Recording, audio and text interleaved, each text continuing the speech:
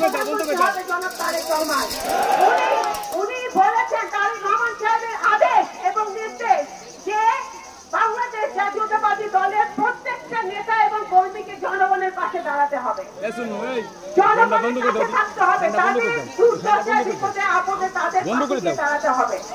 আজকে দল মাথা চারা দিয়ে উঠতেছে, তারা মনে করতেছে তারা অনেক কিছু হয়ে গেছে, কিন্তু এই উপমহাদেশের সবচেয়ে জনপ্রিয় দল হচ্ছে বাংলাদেশ জাতীয়তাবাদী দল এবং সবচেয়ে জনপ্রিয় নেত্রী হচ্ছে দেশনেত্রী বেগম খালেদা জিয়া।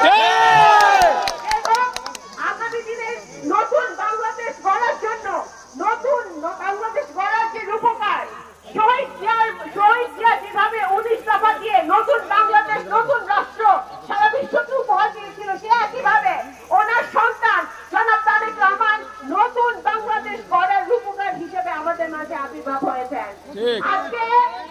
আজকে আমরা অন্তর্বর্তীকালীন সরকারকে বলতে চাই, আইনের শাসন নাই, এখনো নারীরা নিরাপদ নয়, চুরি ডাকাতি হইতেছে, এখনো অর্থনীতির অবস্থা ভালো না, সিন্ডিকেটের জন্য এখনো জিনিসের দাম কমতেছে না।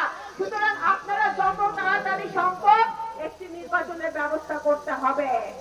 নির্বাচনে একটি সুষ্ঠু নির্বাচনের মাধ্যমে যখন একটি স্বচ্ছ দুর্নীতি মুক্ত একটি সংসদ